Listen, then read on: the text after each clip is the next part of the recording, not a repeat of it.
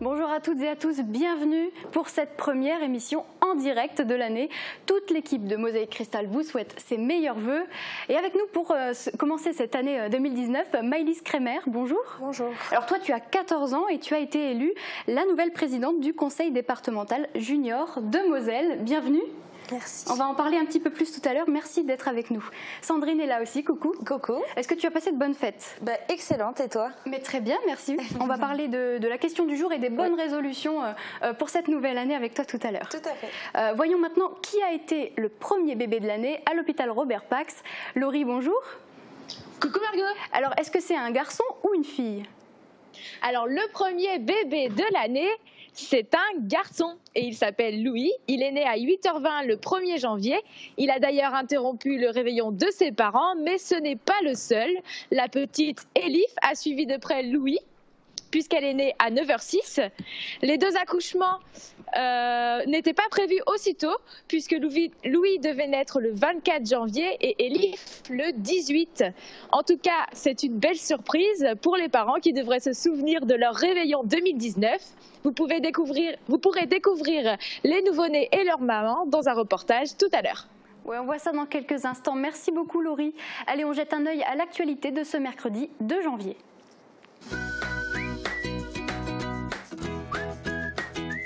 Shopping hyper fun, c'est chez Best, votre centre commercial à Faré-Bersviller. Les soldes ont débuté. En Lorraine, ils commencent avec une semaine d'avance sur le reste de la France, compte tenu de la proximité avec l'Allemagne. Cette période est très attendue par les clients, mais également par les commerçants qui ont souffert ces dernières semaines avec le mouvement des Gilets jaunes, notamment les commerces situés en zone commerciale. Un mois de décembre mitigé. Illustration avec ces 4 commerçants qui dressent un bilan contrasté de leur activité durant ce mois de fête. Si les vendeurs de produits alimentaires ont le sourire, cette commerçante est déçue des ventes qu'elle a réalisées en décembre, tout comme ce magasin qui vend des produits high-tech. Lui a été pénalisé par les mouvements sociaux. Incendie à Schmidtviller. Le sinistre a touché une maison d'habitation.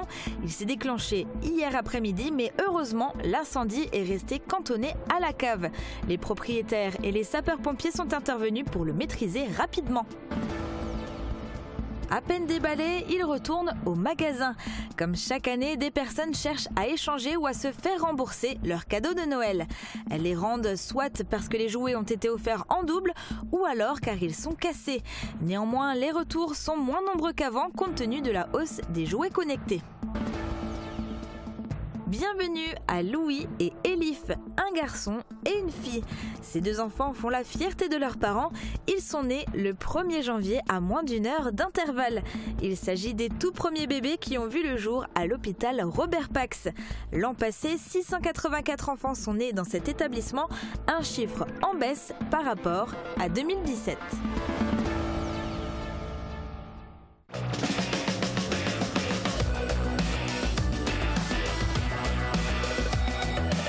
Avec l'Office de tourisme, le territoire rayonne du local à l'international. Et pour nous, c'est déjà la rentrée, mais si vous êtes encore en vacances, vous avez peut-être prévu des sorties et vous avez bien raison. Voici les prévisions météo pour demain. Avec le Crédit Mutuel, partenaire des grands événements sportifs.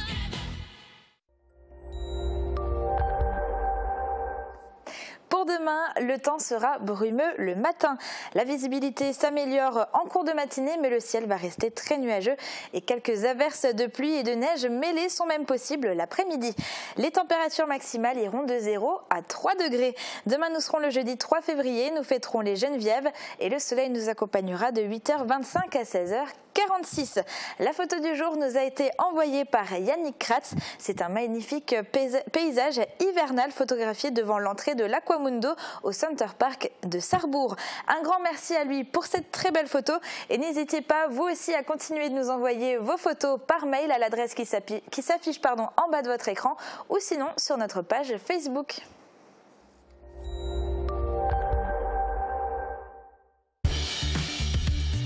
Je réagis au doigt et à l'œil, même à distance. Fermap, des volets connectés à vous. Allez, on commence avec une note de légèreté. 2 bébés sont nés à l'hôpital Robert Pax à Sarreguemines. Un moment de joie inattendu pour les mamans qui devaient accoucher le 15 janvier. Marie-Morgane Lorenz et Laurie Couteau sont allées à leur rencontre. Voici le petit Louis. Il a tout juste 1 jour et oui, Louis est né dans la matinée du 1er janvier, à la plus grande surprise de ses parents, car Louis était attendu pour le 24 janvier. Et en fait, on avait des amis à la maison et du coup, on a dû les renvoyer. Ils ont emmené la petite chez mes parents et on a filé à l'hôpital. Voilà. Elle aussi a pointé le bout de son nez le 1er janvier au matin. Les parents d'Elif ont également réveillonné à l'hôpital avant de découvrir leur petite fille. On est venu il y a 2 jours, on a attendu et finalement elle est arrivée hier matin et tout s'est bien passé. Une belle manière pour les parents de commencer cette année 2019 qui devrait changer de leur quotidien de 2018. Alors, y a-t-il eu plus ou moins de naissances que les années précédentes à la maternité de l'hôpital Robert Pax? Quels sont les projets pour 2019? Nicole Ludwig, sage-femme, nous répond. Bonjour Nicole. Bonjour. Alors quel est le bilan des naissances pour 2018? Alors le bilan de cette année est de 684 naissances. Il est en dessous de ce que nous escomptions, mais cela suit un peu l'évolution nationale du nombre de naissances qui est plutôt en chute en France ces dernières années. Et alors quel âge ont les nouveaux parents?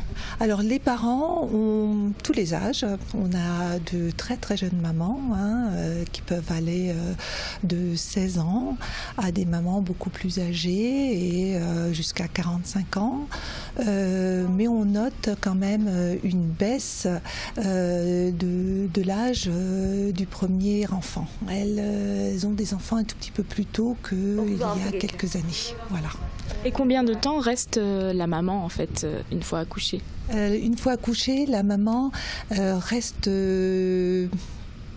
au maximum 6 jours, vraiment un grand maximum, mais les tendances actuelles sont de diminuer le séjour ensuite de couche, d'autant plus que depuis 2013 nous appliquons le dispositif du Prado. C'est un dispositif qui a été mis au point par la CPAM et donc c'est un programme de retour à domicile en obstétrique et il se fait dès le 3e jour pour un accouchement par les voies naturelles, dès le 4e jour pour une césarienne. Et là, les sages-femmes libérales entrent en jeu, celles que nous connaissons, et les hôtesses de la CPAM mettent en contact les jeunes mamans dès leur séjour en maternité avec ces sages-femmes libérales, et ces sages-femmes viennent ensuite à leur domicile. En général, il y a 2 consultations, 2 visites, où elles soignent aussi bien la maman que le bébé. Voilà. D'accord, et au niveau des séjours, va y avoir des changements ou pas? Alors il y aura probablement des changements en 2019. Nous avons pour projet les sorties précoces avec le dispositif de la CPAM. Voilà. Et en quoi ça consiste exactement? Cela voudra dire qu'on laissera sortir les mamans à moins de 3 jours, voilà, de leur accouchement. Allez, 2018 est déjà derrière nous, les fêtes sont terminées et on démarre cette nouvelle année avec de beaux souvenirs plein la tête, même si pour certains commerçants, le mois de décembre aura tout de même été mitigé. Voici un bilan économique avec 4 d'entre eux. Un marché de Noël au centre-ville, certains parkings gratuits, une ouverture des magasins les dimanches et de nombreuses animations attrayantes. De quoi drainer du monde pendant le mois de décembre. Et pour cette commerçante, le bilan est satisfaisant. Cette année était correcte, Noël s'est bien passé. Malgré tout ce qu'on a eu, tous les aléas, les problèmes qui ont pu être présents avec les gilets jaunes, avec la morosité économique, etc. Même constat chez ce traiteur en zone commerciale qui a vu défiler entre 4000 et 5000 personnes avant les fêtes. Au niveau bilan économique, il n'y a pas eu vraiment de baisse, plutôt une petite hausse. Donc c'était positif pour nous. Les gens mettent quand même de l'importance à avoir un bon repas à table. Ils ne veulent pas s'embêter, c'est pour ça qu'ils passent par le traiteur. Mais pour certains, le bilan est plus compliqué, comme dans le domaine de l'habillement. On a été impacté de 25%. J'ai une autre activité également sur le centre-ville dans la cosmétique où on a été impacté de 15%. Donc c'est vrai que ça n'a pas été évident d'assurer un chiffre d'affaires comme on peut faire habituellement. Et les clientes ont surtout acheté des petites pièces et misé sur des bons d'achat. Côté high-tech, les balais aspirateurs et les enceintes connectées sont partis très rapidement. Pourtant, une baisse d'affluence s'est également fait sentir. Alors on a une petite baisse de fréquentation et au niveau des ventes aussi sur l'ensemble du magasin, avec une perte, je dirais, environ entre 15%. Ça a commencé dès la Black Friday où on a déjà vu une baisse des fréquentations et aussi des achats au niveau des téléviseurs. Là, ça s'est concrétisé jusqu'au mois de décembre et jusqu'à Noël. Pour certains d'entre eux, cette baisse s'explique par la multiplication des mouvements sociaux depuis la mi-novembre. D'ailleurs, un constat a été fait, les clients ont changé leurs habitudes de consommation. Donc les clientes ont plus axé leurs achats sur la semaine. Ensuite, c'est vrai que le week-end a été un petit peu boudé par les consommateurs. Ça a été vraiment des week-ends qu'on n'a pas l'habitude, on va dire, d'avoir. Et c'est vrai que tout au long de la semaine, on avait un petit peu plus de fréquentation. Et comme dit toujours, le 24 où ça a été une très très belle journée. Après les fêtes, voici venir les soldes hivernales, un moment encore plus attendu par les commerçants puisque les ventes pourraient venir combler le manque du mois de décembre. Et oui, les soldes d'hiver ont commencé aujourd'hui en Moselle, une semaine avant le reste de la France. Elles sont souvent très attendues et dureront jusqu'au mardi 12 février. En tout cas, on espère que vous avez été gâtés pendant les fêtes. Certains d'entre vous ont peut-être reçu un cadeau en double. D'autres ont reçu des cadeaux qui ne leur convenaient pas. Après les fêtes, les retours et échanges sont monnaie courante. Pourtant, cette tendance est de moins en moins forte. Pour quelles raisons? On fait le point dans ce reportage. Un cadeau fait toujours plaisir, mais peut aussi ne pas coller à vos attentes. Dès le 27 décembre, de nombreux magasins accueillent les clients qui viennent échanger, voire se faire rembourser leurs cadeaux. Généralement, les retours concernent surtout les pannes et casses après déballage des produits électroniques, mais il peut également arriver qu'il y ait des doublons ou pour un vêtement que la taille ne soit pas la bonne. Ici, dès la fin des fêtes, plus d'une soixantaine de clients est venu pour retourner un produit. Un chiffre bien en dessous des tendances de ces dernières années. Eh bien, on constate d'année en année que les produits dématérialisés sont dans la liste du Père Noël. Donc ce sont des produits qui s'achètent dans nos magasins mais qui ensuite ont une fonction en ligne. Donc on va sur Internet, notamment des cartes pour les consoles vidéo. Et donc tout ça s'enregistre ensuite pour des jeux en ligne. Donc là, il n'y a pas d'erreur possible. Quand le Père Noël a amené ça, normalement, ça plaît aux enfants. Autre raison, le Père Noël est de plus en plus connecté. Et on en voit souvent dans nos magasins avec le portable et qui envoient des SMS ou qui prennent des photos, qui donnent des coups de fil pour savoir si le produit que le Père Noël a l'intention d'offrir aux enfants correspond bien à sa demande et à ses besoins. Les achats sont donc plus réfléchis, surtout cette année avec les mouvements sociaux qui ont obligé les acheteurs à bouleverser leurs habitudes de fréquentation des commerces. Mais aussi pour des raisons financières et de baisse de pouvoir d'achat qui touchent de nombreux ménages. Et Maëlys, toi, tu as été gâtée pour Noël? Oui, j'ai été très gâtée. J'ai reçu ce que je voulais. D'accord, donc tu es satisfaite de tes cadeaux? Oui. Tu n'as pas l'intention d'aller les revendre Non, pas du tout. D'accord, super. Alors, il y a une autre tradition pour la nouvelle année, c'est les bonnes résolutions. Voilà, exactement. Alors, on a demandé aux Sarregueminois s'ils en avaient pris. Alors, on les écoute tout de suite. Et est-ce que vous avez pris des bonnes résolutions pour 2019? Oui. Lesquelles? Pensez plus à moi. Oui, on en a pris, on va essayer d'arrêter de fumer. On va essayer. Parce que si ma mère elle voit ça comme ça, elle saura que je vais le faire. Voilà. Sinon, voilà. Et vous avez pris des résolutions? Aussi essayer d'arrêter de fumer et essayer de se mettre au sport pour éliminer les réveillons. On en prend toujours mais on ne les tient jamais, donc je ne vais pas vous dire lesquels, hein, parce que si vous me réinterviewez l'année prochaine, vous me direz est-ce que vous les avez tenus, je vous répondrai non. Donc... Oui, la santé est meilleure. Voilà, après, non, pas plus que ça, on fait notre petit train-train. Non, je les ai prises avant, j'ai arrêté de fumer. Voilà, il y a 2 mois. Donc voilà, pour 2019, non, pas de résolution, elles ont été prises avant. Non, pas du tout. Et est-ce que vous avez pris des résolutions pour 2019? Résolution, plus de sport encore, garder la forme. Voilà. Vous allez les tenir? Ah bah j'espère. Oui, c'est vrai que c'est parfois difficile de tenir ces résolutions. Restez avec nous, après la pause, vous découvrirez les réponses à la question du jour et nous parlerons de l'élection à la présidence junior du conseil départemental de Maëlys Kremer qui est avec nous aujourd'hui. A tout de suite.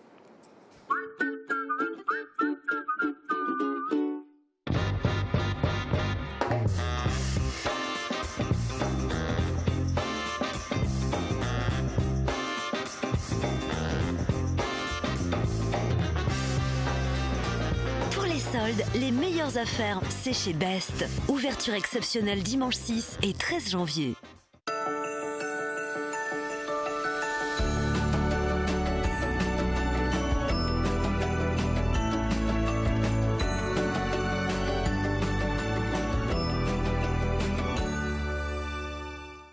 L'atelier gourmand vous propose toute une sélection de gourmandises, du pain frais toute la journée, de succulentes pâtisseries artisanales, des hamburgers maison fraîcheur garantie et tout un assortiment de pizzas et de sandwichs. Vous pouvez manger sur place ou profiter du drive. L'atelier gourmand vous invite chaque jour du lundi au samedi de 5h du matin à 22h. Malentendre, gênant pour vous, mais aussi pour les autres. Et si vous profitiez d'un test gratuit à la passion de l'audition, n'hésitez pas, allez voir un audioprothésiste diplômé. Il saura mesurer votre perte et vous proposer une solution d'expert, discrète, adaptée à vos besoins, à votre mode de vie et à vos contraintes financières. Entendre n'est plus un luxe, mais une nécessité.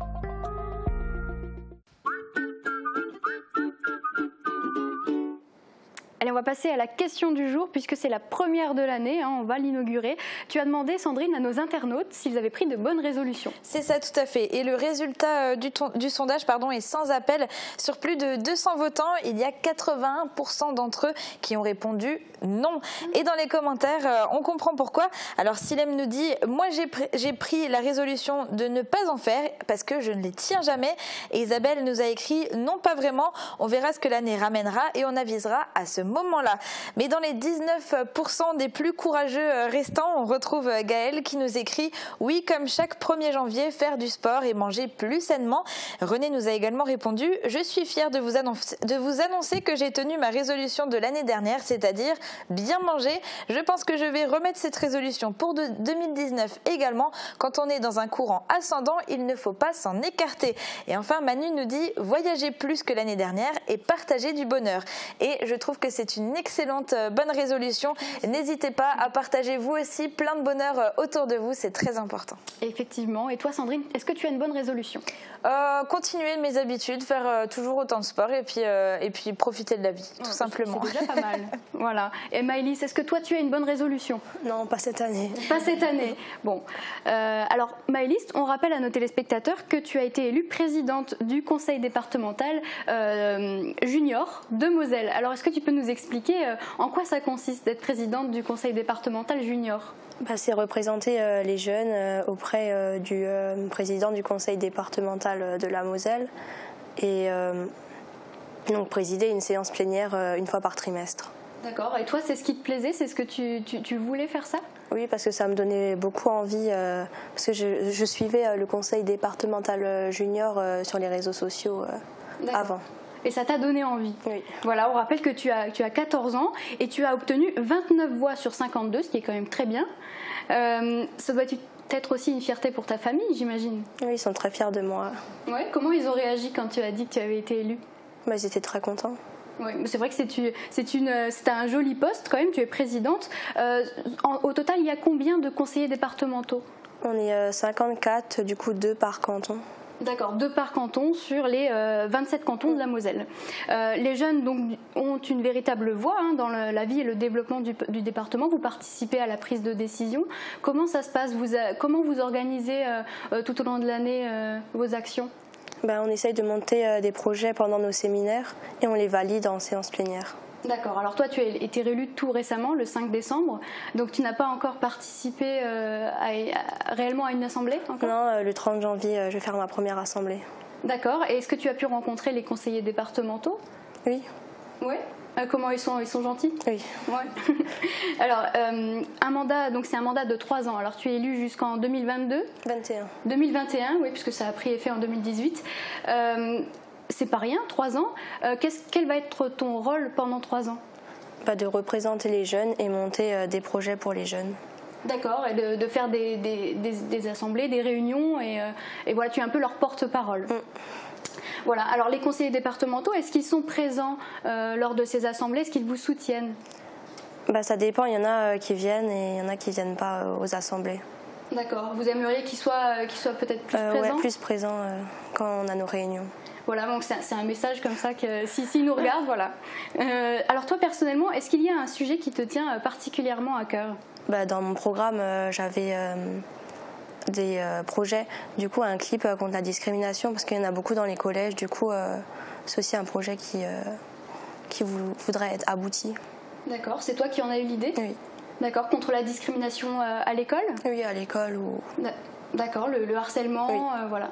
C'est un très beau projet. Comment s'est décidé ce type de projet? Toi, tu en parles avec les autres conseils départementaux? Oui, après on vote pendant les séances plénières si on va pouvoir faire le projet ou pas. D'accord. Comment tu gères ton rôle de présidente? Est-ce que c'est toi qui gères toute seule ou est-ce que tu as des personnes qui te... Non, j'ai beaucoup de personnes qui m'aident pour organiser les réunions. D'accord. Alors tu as plusieurs personnes? Oui. D'accord. Est-ce qu'il y a des projets sur lesquels vous travaillez en ce moment? Puisque même si ça fait pas longtemps... Non, mais quand on était en séminaire, on a créé des bracelets à l'effigie de la Moselle et des jeunes. D'accord. Que vous avez ensuite distribué? Non, on distribue pendant le Moselle Incroyable Talent qui se déroulera à Metz. D'accord. À quelle date? Le 27 avril. Le 27 avril, voilà. La date est donnée, le rendez-vous est fixé. Est-ce qu'il y a des projets à venir? Pas pour le moment. Pas pour le moment. Voilà, et ce sera l'occasion d'en reparler à un autre moment, puisqu'on aura l'occasion de te revoir d'ici 2021, j'imagine. Oui. Merci beaucoup d'avoir été avec nous. Je te propose que tu restes pour la fin de notre émission. On va s'intéresser maintenant au basket club de Humbar. Cette année, il fêtera en 2019 ses 30 ans. Il compte plus d'une centaine de membres et possède plusieurs équipes. Il s'illustre au niveau régional. Yannick Sûr est allé leur rendre visite pendant une séance d'entraînement.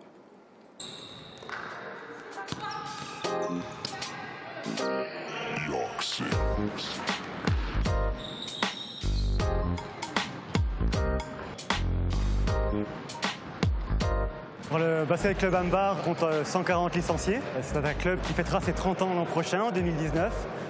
Donc 2019, c'est une belle année pour nous avec ce 30e anniversaire.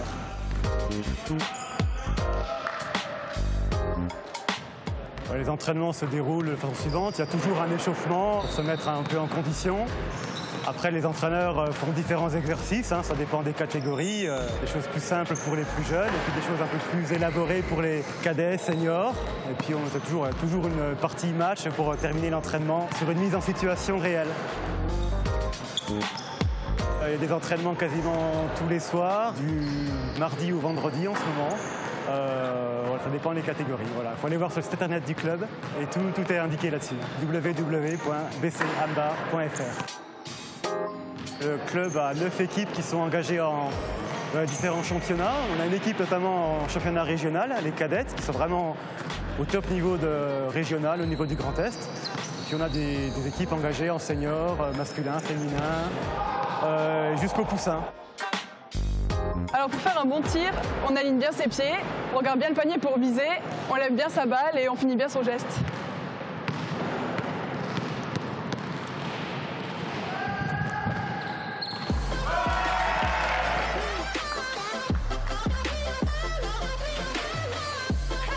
On dit toujours le basket c'est pour les grands, oui, mais pas que. On peut être pas très grand et aussi pouvoir s'exprimer, parce que ça met aussi en valeur des capacités comme la vitesse, l'adresse évidemment. Et puis aussi, je dirais, pour bien jouer au basket, il faut avoir l'esprit d'équipe.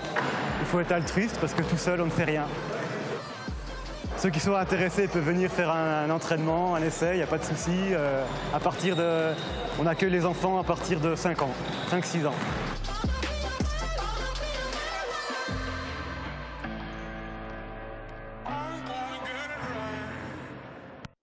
Et c'est déjà la fin de cette émission. Je vous souhaite à tous une excellente année 2019. Je l'ai déjà dit, mais on peut le redire. Voilà, merci beaucoup Maëlys et Sandrine d'avoir été là aujourd'hui.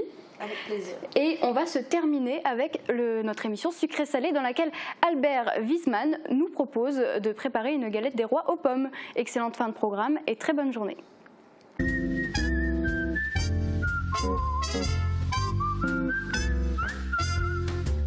Oseo Cuisine, un service personnalisé avec des prix imbattables toute l'année. N'achetez pas votre cuisine sans passer par Oseo Cuisine.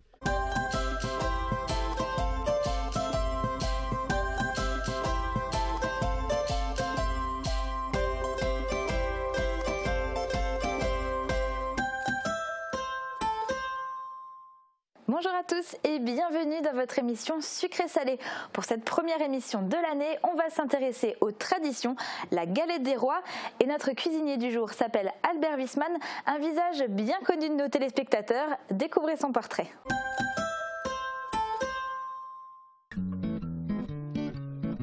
Albert Wiesmann est amateur de bonne cuisine. Il aime passer du temps à la préparation de bons petits plats traditionnels et bien de chez nous. Électricien de formation, ce retraité touche à tout. Il a évolué durant toute sa carrière dans de nombreux et divers domaines. Il est passionné de vidéos, il aime la photo et le théâtre. Il a d'ailleurs participé à la préparation de nombreux spectacles au sein de la salle Robert Schumann de Rohrbach-les-Bitches, ce qui lui a permis de rencontrer de nombreuses personnalités. En ce début d'année et avant l'épiphanie, Albert nous propose de réaliser avec lui une galette des rois aux pommes. Bonjour Albert. Bonjour. Je suis ravie de t'accueillir dans notre cuisine, toi qui as un petit peu l'habitude de nous rendre visite dans nos locaux. Alors dis-moi, j'ai une petite question avant qu'on commence à parler de ta recette. Est-ce que tu es plutôt sucré ou salé ?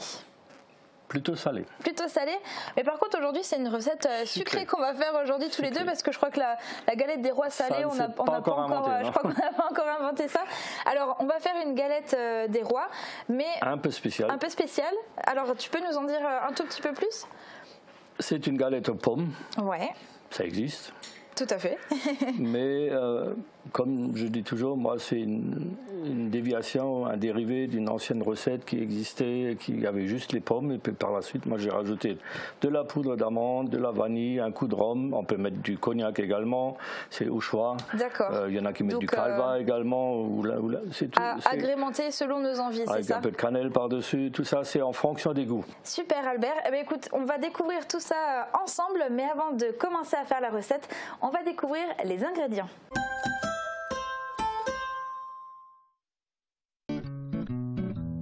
Pour préparer votre galette des rois aux pommes, il vous faudra 10 pommes golden, un jaune d'œuf, 100 g de cassonade, de la poudre d'amande, un peu de beurre, du rhum, de l'extrait de vanille liquide, de la cannelle en poudre, 2 pâtes feuilletées, une fève et une couronne. On vient de découvrir les ingrédients qui vont composer notre galette des rois. On va pouvoir passer à la première étape de préparation. Albert, dis-nous ce que c'est. Première chose à faire, on prend des pommes, golden de préférence parce que ça tient bien à la cuisson, ça ne tombe pas en miettes. En déconfiture, ça reste bien. Bah, des beaux scopes ou des trucs, mais en général c'est les golden qu'on trouve. Okay. Et en fonction de la taille et des pommes, la grosseur des pommes et la taille de la tarte, on en prend entre 8 et 10. D'accord. S'il y en a 12, c'est pas grave non plus. Ouais, là, il y en aura plus dedans. Elles sont assez petites, donc on en a pris 10. Voilà. Et du coup, la première étape de préparation, c'est quoi ?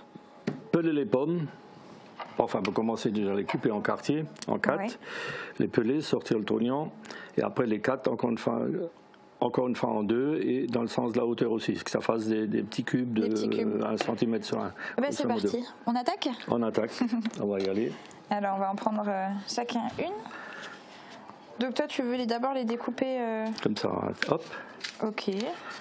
En deux, ensuite encore une fois en deux. Ensuite on sort le trognon. Comme ça. Et du coup là, on va peler toutes les pommes. Voilà, encore une fois, en deux. Et deux, encore une fois, quand tu les as coupés en longueur. Ok, donc des petits cubes. Ça fait des petits cubes. Et il faut faire les 10 comme ça. Absolument. Et bien c'est parti. C'est parti pour les 10. Ouais, en fait, à l'origine, c'était une tarte avec uniquement le dessus. Et sans tous les trucs, poudre d'amande, tout ça, machin. Donc juste une tarte aux pommes et pas spécialement une galette. Pas du tout. Et par la suite, je dis, tiens, si on rajoutait de la poudre d'amande, ça serait pas mal. Après, pour donner un peu de goût, on peut mettre un peu de vanille. Liquide, mais on peut également prendre des bâtonnets de vanille et les gratter, mais c'est plus embêtant à faire que la vanille liquide, ça va tout seul.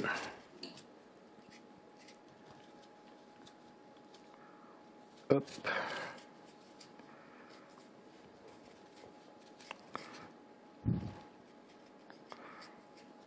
Alors là, on va bientôt avoir fini donc la partie épluchage, découpage. C'est quoi la prochaine étape? Prochaine étape, mettre le beurre dans la poêle. Jusque-là, le faire fondre. Une fois qu'il est fondu, on met le sucre. Ok. On en fait un caramel.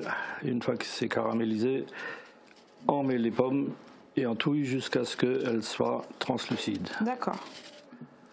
Donc là, on termine. Après ça, on rajoute la poudre d'amande pour épaissir, ainsi que la vanille et le cognac ou le rhum. Allez, je me dépêche. Hop.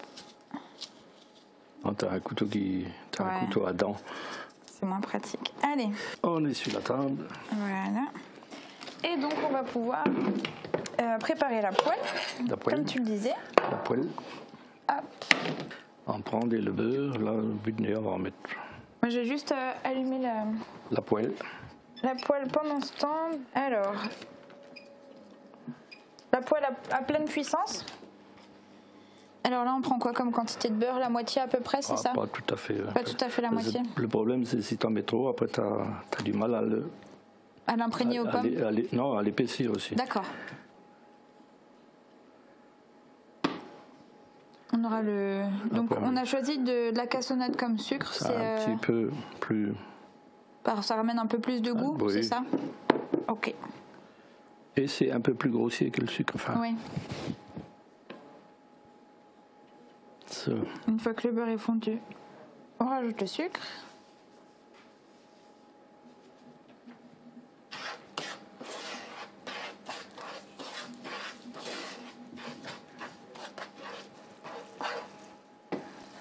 Donc une fois que le caramel il a bien pris, on ajoute les pommes.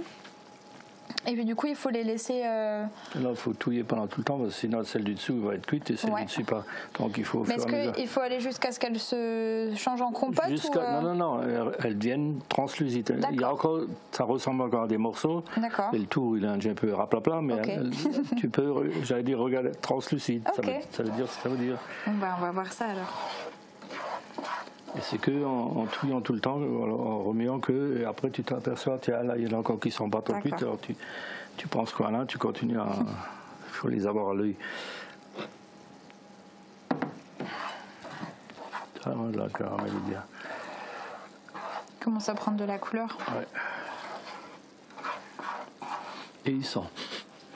C'est vrai.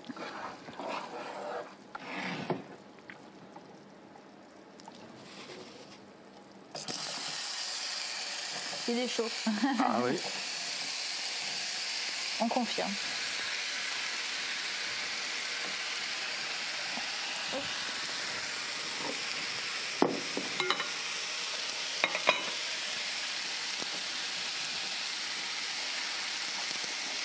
Donc là, on est toujours à pleine puissance, on le laisse à pleine puissance. Toujours à fond la caisse. D'accord.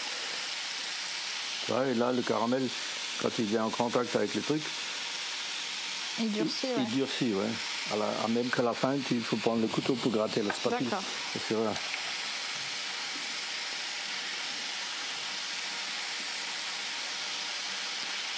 Donc à un moment donné, ça va faire du jus. suis pas gaucher. On a fait un bonbon finalement autour de la spatule. C'est pas grave.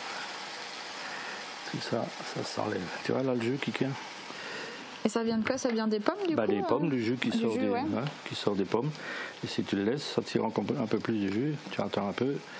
Le tout c'est qu'après tu n'as pas de nœud de caramel dedans. Il faut que tout ça soit dilué après.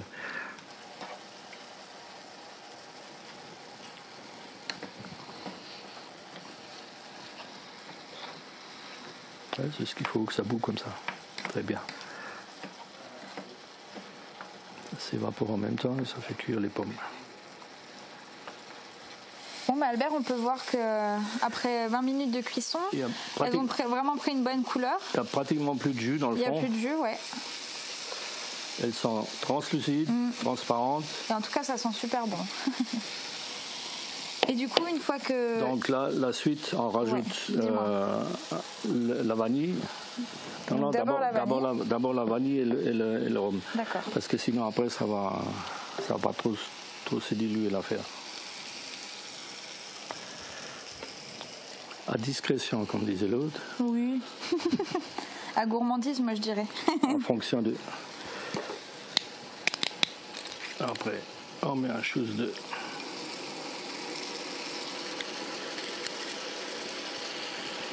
Ok. Et la poudre d'amande. Voilà. Donc la poudre d'amande, elle aura quoi comme fonction? De solidifier le tout. D'accord. Et on en met en quantité en fonction de ce que on s'aperçoit que ça a une bonne consistance. On n'aurait peut-être pas obligé de tout mettre.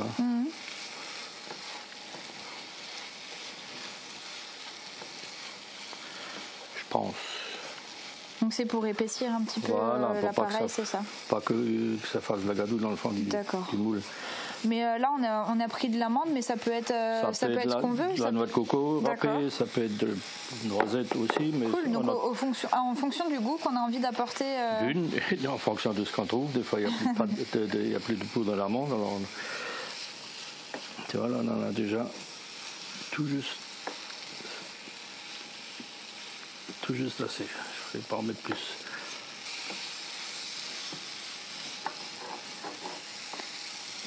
On a quasiment tout ajouté. Il reste encore la cannelle. C'est à quelle étape? À la fin, par-dessus. À la fin.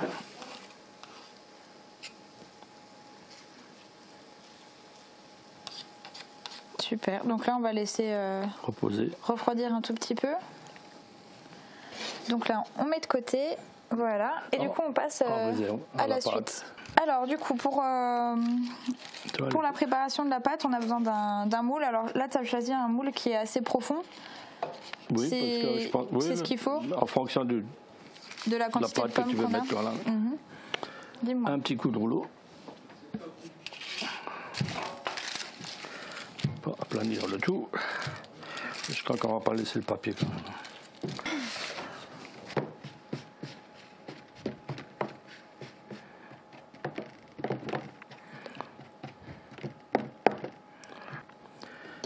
Voici que voilà.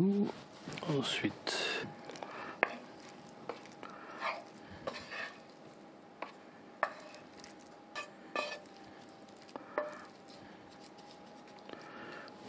le four il est chaud. Ouais, alors le four on l'a préchauffé à 200 degrés. Ouais. Et du coup, il faudra le laisser à cette température-là pour la cuisson, c'est ça? C'est cela même. Allez. Tu préfères une cuillère ou c'est bon la spatule? Non, la spatule, c'est mieux. D'accord. Bien égalisé pour que tout le monde en ait.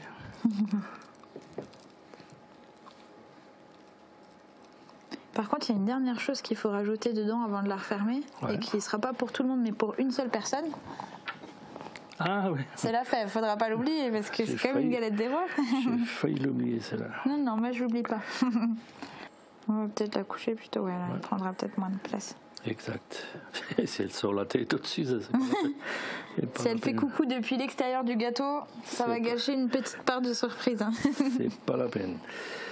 Opération suivante. On retourne tout ça.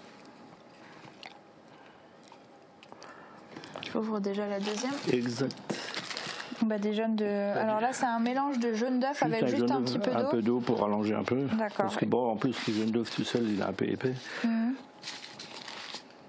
Est-ce que la pâte là, on doit l'étaler aussi un petit peu ou celle-là va... Non, on va la mettre avec le rouleau comme je t'ai fait avant, directement dessus, parce qu'après il faut couper. D'accord. Ce qui dépasse. Voilà, voilà.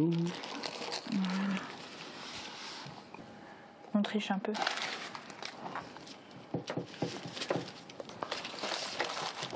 Ce couteau. Tu vois, normalement avec la reste, on fait des petits croisillons pour mettre dessus. Tu refais une boule.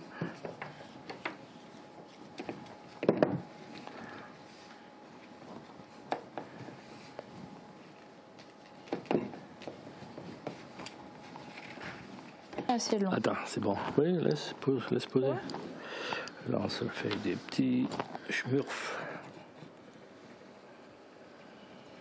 de la garnir. Ah, je pas du jaune de bois. En plus, ça fait bronzer.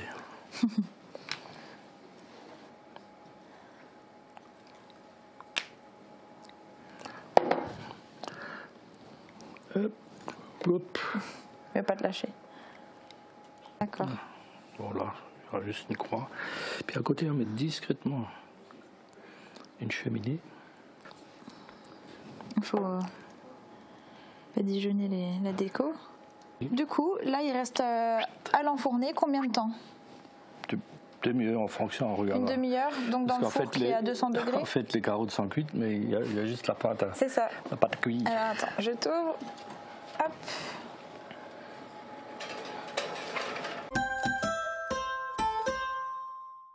Alors Albert, notre galette a passé une trentaine de minutes dans le four, donc on va pouvoir voir à quoi elle ressemble. À quoi elle ressemble.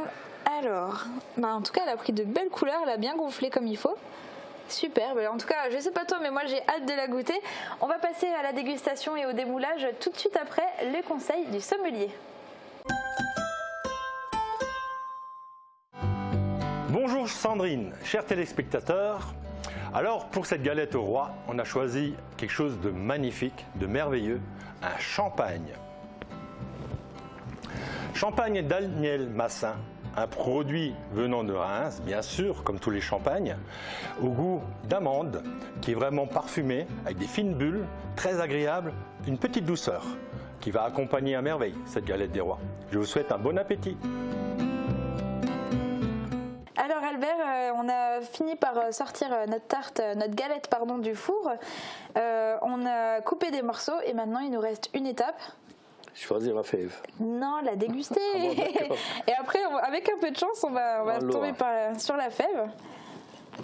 Ce serait sympa.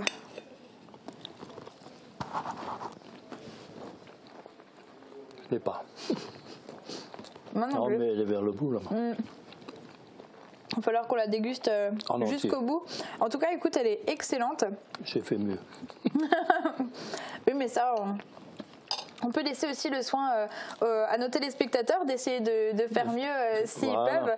Alors, la recette est à retrouver sur notre site internet www.mosaïque-cristal.tv. Vous avez toutes les astuces, la vidéo et aussi la feuille. Le bonhomme avec. Et puis le bonhomme avec, si vous voulez. Et en tout cas, nous, on va essayer de voir si on arrive à trouver la fève. On vous dit à tous un très bon appétit et à très bientôt. Albert, un grand merci d'être venu. Mais c'est moi.